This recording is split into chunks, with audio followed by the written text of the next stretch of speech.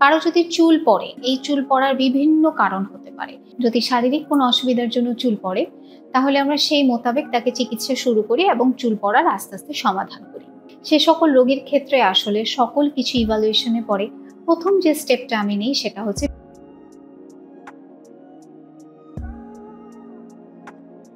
আসসালামু আলাইকুম, আমি ডক্টর নুবাইরা তাসলিম, কনসালটেন্ট ডার্মাটোলজিস্ট, কর্মরত আছি ইউনাইটেড হাসপাতাল, গুলশান 2 এবং ইউনাইটেড হেলথ কেয়ার সাথে। আজকে কথা বলবো বহুল আলোচিত একটি বিষয়, সেটা হচ্ছে পিআরপি থেরাপি। আমরা জানি বিভিন্ন কারণে পিআরপি থেরাপি দেওয়া হয়। আজকে আমি কথা বলবো শুধুমাত্র চুলের জন্য। কখন আসলে আমরা চুলের জন্য পিআরপি থেরাপি দিব, ঠিক কখন আমরা দিব। কারো যদি চুল পড়ে, এই চুল পড়ার বিভিন্ন কারণ হতে পারে।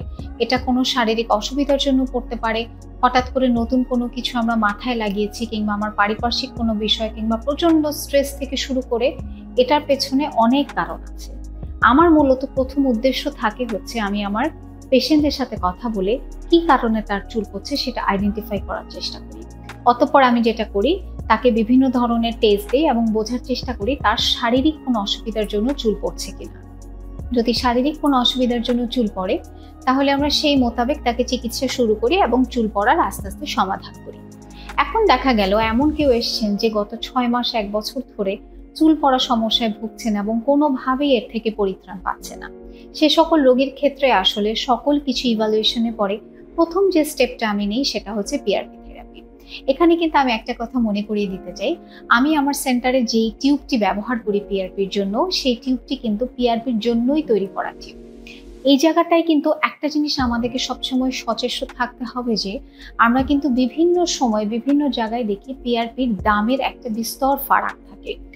আমরা যখন পিআরপি খুবই ভালো, দামি এবং পিআরপির জন্য তৈরি করা যে ডেডিকেটেড টিউবগুলো আছে সেটাতেই করব, তখনই কিন্তু আমার প্লেটলেট রিচ প্লাজমা অর্থাৎ পিআরপির যে মেইন বস্তু সেটা তৈরি হবে।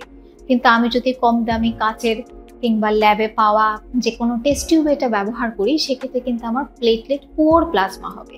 সেক্ষেত্রে আমি মাথায় দিব, টাকা খরচ করব, সবই হবে, কিন্তু আমার আশানুরূপ ফলটা কিন্তু পাওয়া যাবে না।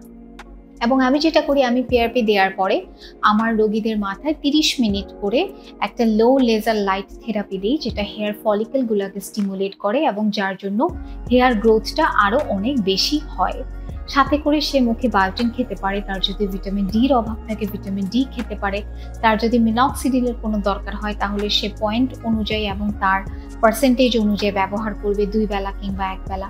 কখনো কখনো দেখা যায় আনুষঙ্গিক অনেক সমস্যার কারণে, যেমন মাথার খুশকি, সেবোরিক ডার্মাটাইটিস, ফলিকুলাইটিস, এগুলোর জন্যও চুল পড়ছে, আমি একসাথে সেগুলোকেও ট্রিট করি।